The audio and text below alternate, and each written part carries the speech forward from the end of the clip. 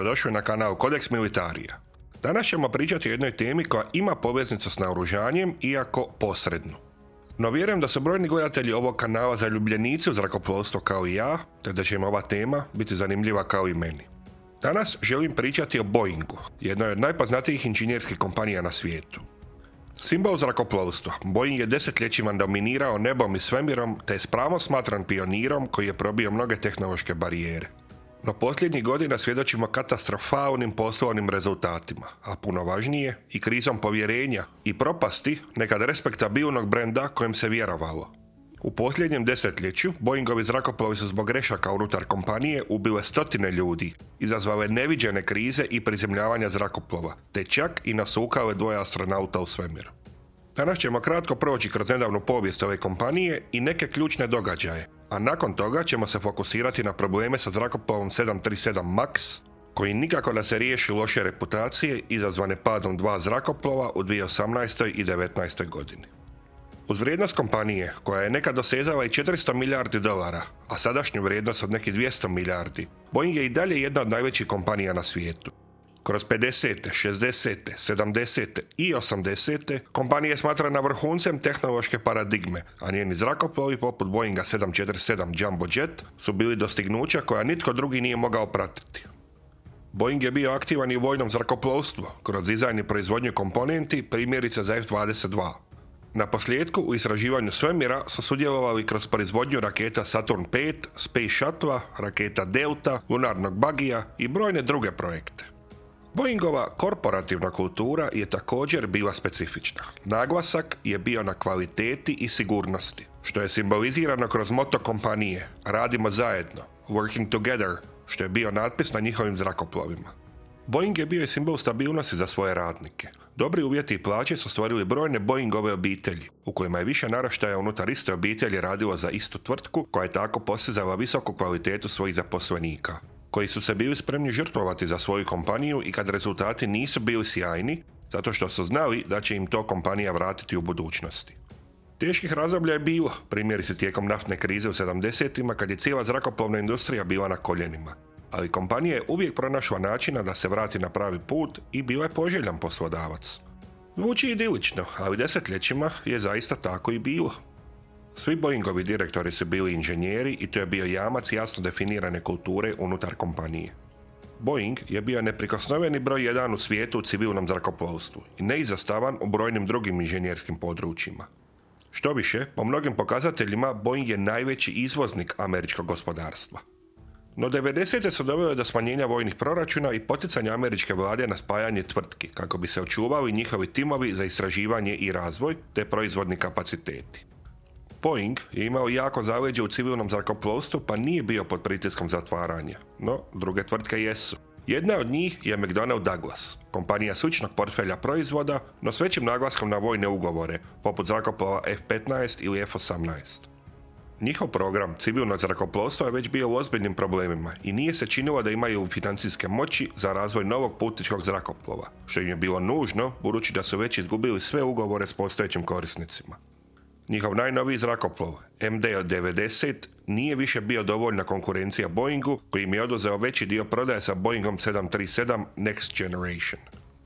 Nakon što nisu uspjeli dobiti dva velika ugovora za vojne zrakoplove, koji su na posljedku postali F-22 i F-35, kompanija je izgubila preko polovice zaposlenih i jedan od načina na koji se osnova kompanije mogla očuvati je bio spajanje s drugom, zdravijom kompanijom. Boeing je bio idealan partner, budući da bi ojačao svoj segment vojnog zrakoplovstva, a sekundarno i ojačao svoju poziciju u civilnom zrakoplovstvu pred sve jačim europskim Airbusom. Spajanje je provedeno 1997. godine i nova tvrtka nastavila pod imenom Boeing, koji je bio jači partner, no u pozadini mnogo toga se promijenilo. Boeing je platio McDonnell Douglas svojim dionicama, ali u novoj upravljačkoj strukturi McDonnell Douglas je dominirao.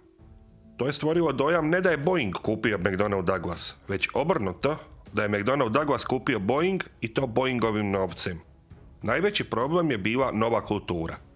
Uspjeh McDonnell Douglasa se nije temeljio na kvaliteti, već na lobiranju kojim su dobivali ugovore od američke vlade, te rezanje troškova na svim mogućim razinama. Kako je to rekao Harry Stonecipher, novi direktor iz McDonnell Douglasa 1998. godine, prestanite raditi kao obitelj i postanite poslovni tim. Ako ne postižete rezultate, mi ćemo vas iz tima.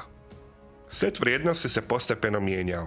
Gdje je nekad bio naglasak na kvaliteti i pouzdanosti, sad je naglasak bio na smanjenju cijene proizvodnje i povećanju vrijednosti dionice. Isti direktori i iste vrijednosti koje su srušile McDonnell Douglas sad su nametnute u Boeing. Isti ljudi koji su upropastili McDonnell Douglas sad su vodili Boeing. U povijesti je bilo 8 štrajkova radnika Boeinga, 5 u prvih 80 godina postojanja kompanije i 3 u zadnjih 25 nakon preuzimanja. Tradicionalno sjedište Boeinga, Seattle, gdje su se nalazile tvornice, je promijenjeno u Chicago 2001. godine i to je bila prekretnica, zato što je novo sjedište bilo organizirano puno više kao korporacija, a manje kao inženjerski centar.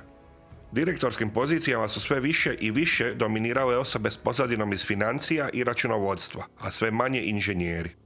James McNerney je kao novi direktor doveden 2005. godine iz General Electrica i potomak je iste škole menadžmenta kao i Jack Welch iz iste kompanije, poznat po otkazima u tvrtkama koje je vodio. Pod njim promjene su ubrzane, a Boeing je dobio i novi slogan "Radimo zajedno" je promijenjen u "Učini više s manje", "Do more with less". Sve više poslova je bilo outsourcano u vanjske kompanije i broj zaposlenika se smanjivao. Kada ljudi kažu da sam promijenio kulturu Boeinga, to je bila namjera, kako bi se tvrtka vodila kao posao, a ne kao velika inženjerska tvrtka, rekao je Stone Cipher za Chicago Tribune 2004. godine. To je velika inženjerska tvrtka, ali ljudi ulažu u tvrtku jer žele zaraditi novac. Simptomatični su pregovori s Boeingovim sindikatom strojara. Boeing je do tada imao politike poput mirovina koje je plaćala kompanija, a novi direktori su htjeli ukinuti sve to i preseliti tvornice iz Seattla u dijelove SAD-a ili čak inozemstvo gdje je rad jeftiniji. Kako se ne bi morali seliti i kako bi zadržali poslove, strojari su 2008. pristali na novi kolektivni ugovor kojim su smanjene plaće i ukinute brojne beneficije koje su do sada imali, a zauzvrat su tvornice ostale u području Seattla. Ironično, kasnije je dio proizvodnje svejedno preseljen. Plaće također nisu povećavane, pa je privlačnost posla u Boeingu opadala. McNerney je u 2014. upitan da li će se umiroviti iduće godine kad bude imao 65 godina, što je do tada bila tipična dob kada Boeingovi direktori odlaze u mirovinu. Izjavio je da neće, jer srce će još uvijek kucati, a zaposlenici će se bojati. I u engleskom originalu, "The heart will still be beating, the employees will still be cowering." To nije izjavio negdje u prolazu, već tijekom konferencije s dioničarima. U drugoj izjavi je svoj stil upravljanja usporedio s Darth Vaderom. Početna plaća u tvornicama u Everettu ili Rentonu pokraj Seattla je bila $21, dok su poslovi u McDonald'su u Seattlu počinjali s $19. To je uništilo Boeing kao poslodavca srednje klase, s obzirom na inflaciju i osobito zbog troškova života tijekom posljednja 2 desetljeća u državi Washington u kojoj se nalazi Seattle. Tu ucjenu radnici Boeinga nisu nikad zaboravili i stoga je novi štrajk otvoren prošle godine, kad novo vodstvo Boeinga nije imalo izbora nego prihvatiti novi kolektivni ugovor kojim se plaće dižu za 38% tijekom 4 godine, uz druge beneficije, iako povratak mirovina nije među njima. Stariji radnici su štedili kako bi izdržali i do 3 mjeseca bez plaće, dakle bilo je jasno da će štrajk biti beskompromisan i zato je Boeing morao pristati na nove uvjete. To je vrlo nezgodan udarac za Boeing kojem prihodi, uslijed nekoliko nedavnih katastrofa, padaju i knjiga narudžbi mu je bitno manja od Airbusove, a godišnja proizvodnja pola od svog najvećeg konkurenta. Konkretno, u 2024. godini Boeing je u prvih 11 mjeseci isporučio 305 zrakoplova, a Airbus 559. Airbusova knjiga narudžbi trenutno iznosi oko 8.500 zrakoplova, a Boeingova 6.200. Što je najgore za Boeing, trendovi su takvi da se Airbusova prednost povećava, umjesto da se smanjuje. Prije nekoliko godina počeli su se pojavljivati i zviždači, osobe koje su javno upozoravale na probleme i loše prakse za sigurnost zrakoplova, a koje su implementirane u Boeingu kako bi se uštedilo na troškovima. Kad su prva 2 zviždača umrla, zašto nema dokaza da je na bilo koji način povezano s Boeingovim akcijama, to je ipak stvorilo ozbiljnu sumnju prljavu igru Boeingovih direktora. Možda najgori pokazatelj jest količina novca koja je potrošena na kupovinu vlastitih dionica, umjesto na istraživanje i razvoj. Kad tvrtka ima viška profita, što je Boeing svakako imao, onda je jedna od opcija na raspolaganju da potroši taj novac na kupnju vlastitih dionica. Na taj način se isplaćuju postojeći dioničari, a budući da se smanjuje broj dionica kojima se može trgovati na burzi, preostalim dionicama raste vrijednost. Dioničari, financijaši i spekulanti obožavaju taj potez. No, to je potrošen novac bez ikakvog učinka na mogućnost stvaranja nove vrijednosti za kompaniju u budućnosti. I često je znak stagnacije u kulturi upravljanja, koja se fokusira na kratkoročnu dobit za dioničare umjesto dugoročnog održavanja pozicije i rasta na tržištu. A Boeing je od 2003. do 2019. godine potrošio čak 80 milijardi dolara na kupovinu vlastitih dionica. Ovi porazni rezultati su posljedica ranije navedenih problema u korporativnoj kulturi. Konkretni primjeri kako se ti problemi očituju su, na primjer, padovi zrakoplova 737 MAX, kašnjenje proizvodnje zrakoplova 787, odgađanje certificiranja zrakoplova 777X, odvaljena vrata tijekom leta na zrakoplov 737 MAX i Starliner, koji je nasukao 2 astronauta u svemiru. Pobliže ćemo analizirati najpoznatiji slučaj Boeingovog gubitka kvalitete, kako bi bilo jasnije kako se ova erozija povjerenja u Boeing dogodila. Riječ je naravno o zrakoplovu 737 MAX, koji je relativno nedavno imao 2 nesreće unutar 6 mjeseci. 2018. godine u Indoneziji se srušio let Lion Airlinesa sa 189 poginulih, a 2019. let Ethiopian Airlinesa sa 157 poginulih. Istrage su otkrile da je problem u oba slučaja bio Boeingov dizajn sustava zrakoplova. Prvo moramo ići malo u povijest. 2011. American Airlines, inače klasični korisnik Boeingovih zrakoplova, je naručio Airbus A320. To je izazvalo paniku u Boeingu, koji se spremao na početak razvoja novog zrakoplova, koji bi naslijedio 737 NG ili New Generation. Razvoj novog zrakoplova bi dao učinkovitiji i dugoročno isplativiji zrakoplov za aviokompanije, ali bi koštao više, trajao dulje i imao je potencijal da upadne u probleme tijekom razvoja, kao što se upravo dogodilo sa Boeingom 787, koji je bio odličan novi zrakoplov, no njegov razvoj je bio dugotrajan i problematičan. Ugradnja novih motora u stari zrakoplov je bila jeftinija i sigurnija opcija, iako takav zrakoplov ne bi bio konkurentan poput potpuno novog dizajna. Cijena razvoja potpuno novog zrakoplova je bila od 10 do 20 milijardi dolara, a ugradnja novih motora na stari zrakoplov oko 2,5 milijarde dolara. Airbus je već najavio da će ugraditi nove, učinkovitije motore u A320, koji će tako postati Airbus A320 Neo i bit će bitno učinkovitiji u pogledu potrošnje goriva od 737 NG. Novi motori, prepoznatljivi po svojoj širini u odnosu na stare, su imali veći protok zraka i stoga su trošili oko 15% manje goriva od starijih motora, što je zrakoplovnim kompanijama iznimno važna stavka. Airbus nije zbilja imao novca za razvoj novog zrakoplova i dao je osobitu pažnju ugovoru s American Airlinesom baš zato da prisili Boeing da ide istim putem ugradnjom novih motora u stari zrakoplov. Da je Boeing odlučio razviti novi zrakoplov, to bi Airbus, koji je već započeo rad na A320 Neo, stavilo u vrlo težak položaj. Iako su postojali planovi da se razvije novi zrakoplov, u Boeingu je također postojala averzija prema inženjerskom riziku i financijaškim direktorima je manje rizična opcija ugradnje novih motora bila prihvatljivija. McNerney je govorio o averziji prema moonshot projektima, kompleksnim visokorizičnim projektima koji se znaju odužiti i stvoriti dodatne troškove da budu realizirani. Stoga je razmišljanje u Boeingu otišlo na stranu da je bolje ići na nove motore na starom zrakoplovu. Zbog svih tih razloga, Boeing je zagrizao mamac i donio odluku koja je odgovarala Airbusu. Ide se na razvoj starog zrakoplova s novim motorima. To je bio 737 MAX. Također, novi Airbusovi zrakoplovi nisu zahtijevali da se piloti recertificiraju, već je postojeća dozvola za let sa A320 bila dovoljna za let sa A320 Neo. Zrakoplovi koji lete sa fly-by-wire sustavom se lako namjeste na odaziv komandi sličan starom zrakoplovu, a većina ostalih sustava je ionako ostala identična. Na taj način, isti piloti bi mogli letjeti s oba tipa, što bi značajno olakšalo prilaz kompanija na novi zrakoplov, što je proces koji traje desetljećima. Boeing je htio postići istu kompatibilnost, ali postojao je značajan tehnički problem. Naime, 737 je dizajn koji je prvi put poletio 68. godine i dizajniran je da bude što niži, kako bi bio bliže zemlji, što je u 60-ima olakšavalo utovar i istovar putnika i prtljagi. Danas je to manji problem s obzirom na mostove za putnike koji su prisutni u praktički svakoj zračnoj luci, no nekad to nije bio slučaj. No širina novih motora je predstavljala velik problem jer su bili previsoki za stari zrakoplov. Na posljedku su motori redizajnirani na donjem dijelu, te gurnuti naprijed ispred krila da se stvori dovoljno prostora za njihovu ugradnju.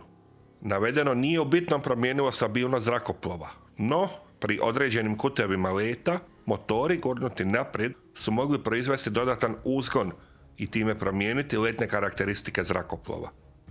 Ovo je bio rijedak slučaj, ali dovoljno čest da natjera Boeing da ugradi sustav koji se zove MCAS i koji je po detekciji dodatnog uzgona trebao spustiti nos zrakoplova jednom kako bi upozorio pilota na uvjete leta te se isključiti.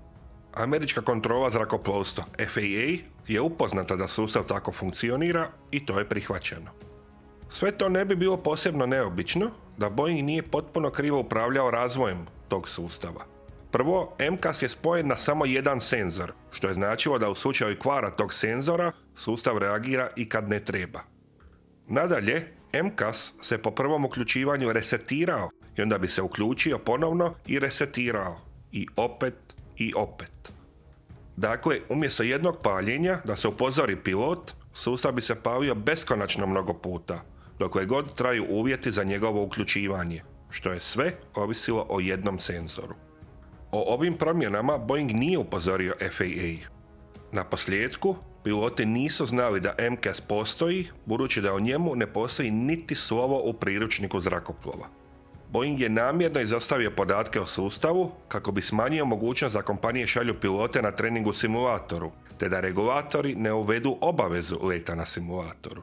737 MAX je pod svaku cijenu morao biti dizajn koji ne zahtijeva recertificiranje pilota, što mu je bila ključna značajka u prodaji, ista kao i Airbusu 320 Neo. Piloti stoga nisu mogli znati zašto zrakoplov stalno obara nos, iako nema razloga za to. I u oba slučaja zrakoplov se na posljedku doveo u položaj iz kojeg se pad nije mogao izbjeći. E-mailovi između direktora su kasnije pušteni u javnost i oni pokazuju da je Boeing znao za sve moguće implikacije njihovih odluka, ali ih nisu htjeli mijenjati kako to ne bi naštetilo poslovanju. Na primjer, Ethiopian Airlines je nakon pada prvog zrakoplova postavio niz specifičnih pitanja i tražio da njegovi piloti idu u letenje simulatorom prije isporuke novog zrakoplova. Oko tih pitanja se razvila velika rasprava unutar Boeinga i na njih nije odgovoreno konkretno. Što se tiče simulatora, donesene su izričite smjernice da se niti u kojem slučaju ne smije poticati niti omogućiti kompanijama da šalju pilote na let simulatorom, kako se ne bi naškodilo prodaji novog zrakoplova. U drugom e-mailu se spominje da su zrakoplov dizajnirali klauni kojima upravljaju majmuni. Rezultat takve politike je, kako znamo, 346 ljudskih života i golema financijska šteta za Boeing uslijed prezemljenja flote i otkazivanje narudžbi koje danas pretežito idu u Airbus. Boeing se trenutno naravno pokušava iskoprcati iz problema u koje se sam uvalio. Novi direktor Kelly Ortberg je inženjer i radio je u zrakoplovnoj industriji čitav život, te je na prvo mjesto svojih prioriteta stavio povratak stare Boeingove kulture, koja ih je učinila tako uspješnom kompanijom. Također je vratio svoj ured u Seattle, što je barem simbolična mjera za novu stranicu u Boeingovoj povijesti. Na samom kraju, htio bih istaknuti da ne smatram da su Boeingovi zrakoplovi danas manje sigurni od Airbusovih. Naravno, nabrojani incidenti, od kojih smo samo 2 najveća obradili u detalje, govore suprotno, no zračni promet i dalje ostaje najsigurniji način putovanja. Boeingovi problemi nisu od jučer i već je bilo dovoljno vremena da se adresiraju. Milijuni putnika svaki dan lete Boeingovim zrakoplovima, a deseci tisuća ljudi diljem svijeta rade samo na njihovoj sigurnosti. Nadajmo se da je došao kraj nesrećama i incidentima i da čitav svijet može izvući pouku da je najjeftiniji dio ili procedura ili politika često najskuplja opcija na kraju, te da bezočni kapitalizam i maksimiziranje vrijednosti za dioničare ne može biti prvi prioritet kompanija o čijim odlukama ovise naši životi. To bi bilo to za ovaj video, ponešto drugačiji nego dosadašnji. Slobodno mi u komentarima recite da li vam se svidio i da li bi htjeli više tema povezanih sa civilnim zrakoplovstvom u budućnosti. Udarite like i subscribe ako niste i nadam se da se uskoro opet vidimo.